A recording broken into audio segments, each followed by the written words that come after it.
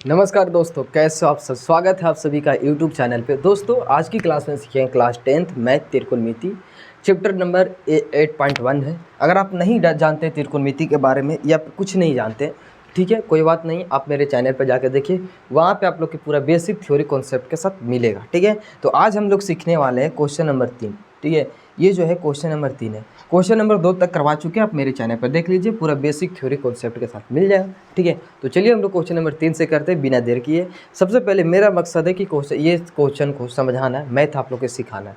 ठीक है, तो कैसे सीखिएगा वो ध्यान से देखिए वीडियो को लास्ट तक, पूरा एक में एक्सप्लेन कर देंगे आप लोग के सारा चीज़। ठीक है, देखिए ये जो है ऐसा सवाल बनाने से पहले आप किन किन बातों की ध्यान देना, साथ ही में क्वेश्चन भी बता देंगे।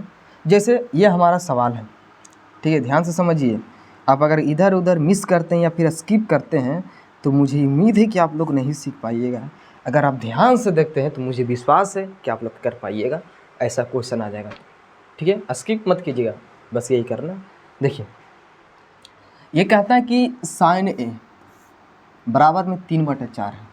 इतना आप लोग समझ गए, इतना कोई सी को पढ़ने नहीं आएगा जी।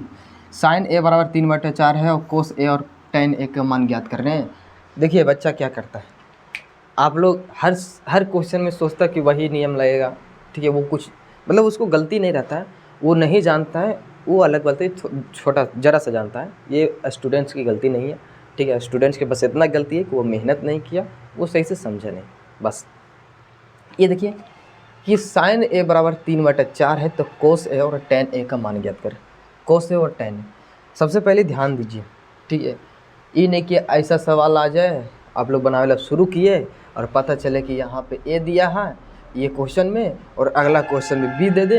आप बनावे के प्रोसेस जान गए हैं कि सब तरीक़े से सही बनेगा, लेकिन आप लोगों से गलत हो सकता है। हम वो बात बतावेंगे जिससे आप लोग गलत कभी नहीं करिएगा।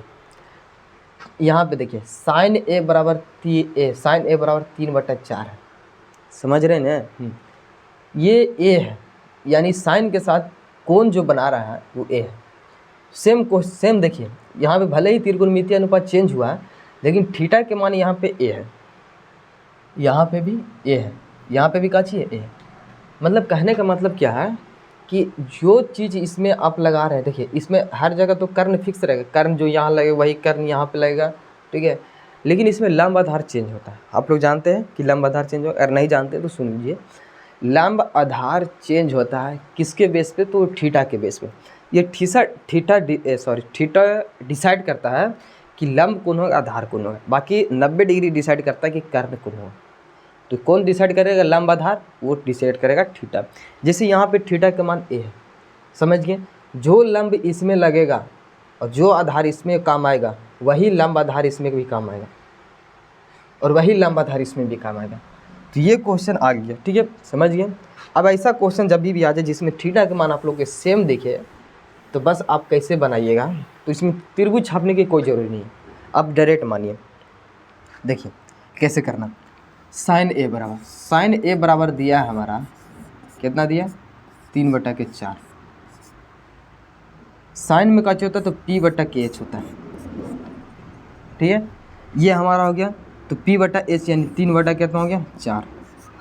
साइन के बदले ही हुआ है, तो साइन बराबर का साइन है तो बराबर का साइन तो देना पड़ेगा, यानी P के मान कितना हो गया हमारा, 3 हो गया। कितना हो गया, 3। फिर P कहने का मतलब लंब और H कहने का मतलब कर्ण, यानी 4 हो गया। अब इसमें हमको मी से डी बी है, तो बी को निकाल लीजिए। तो बी स्क्वायर बराबर जो होता है भैया, वो होता है एच स्क्वायर माइनस के पी स्क्वायर।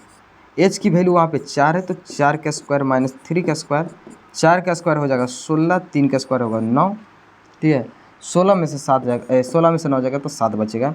यानी अब हमको पता चला, ठीक है, काची पता चला कि थीटा के मान जो है, सॉरी बी के मान जो है वो 7 आया, 7 आता है बी स्क्वायर की वैल्यू।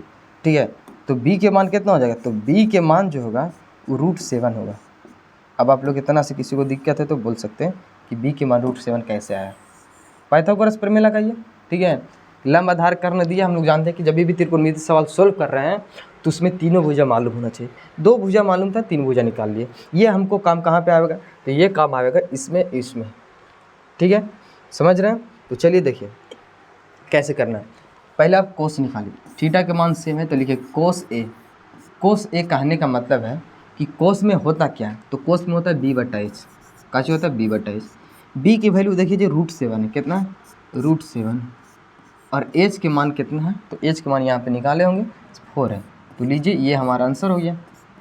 सिंपल तरीका है जी, आप कोई भी कहीं भी हो कर सकते हैं।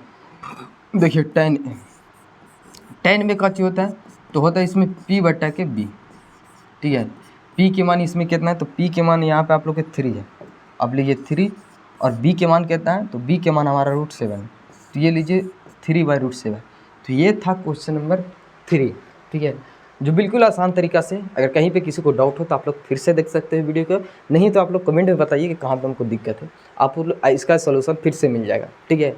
तो ये क्लास कैसा लगा आप लोग कमेंट में बताइए, और इसी प्रकार आप लोग के मैथ पढ़ना है तो मेरे चैनल को सब्सक्राइब कीजिए, और वहाँ पे जाके आप लोग पढ़ सकते हैं पूरा जीरो से, ठीक है। और हाँ, फॉलो ज़रूर करें, अगर आप यूट्यूब पर फेसबुक पर देख रहे हैं, ठीक है, या फिर इंस्टा पर, तो फॉलो ज़रूर कीजिए। आप मेरे इंस्टा फेसबुक कहीं पे भी ज्वाइन कर सकते हैं, वहाँ पे भी हम शॉर्ट वीडियो डालते रहते हैं। तो ये वीडियो आप लोग कैसा लगा आप लोग कमेंट में ज़रूर बताइए, ठीक है। बाकी हम मिलते हैं नेक्स्ट वीडियो में नेक्स्ट क्वेश्चन के साथ, इसी के साथ जय हिंद।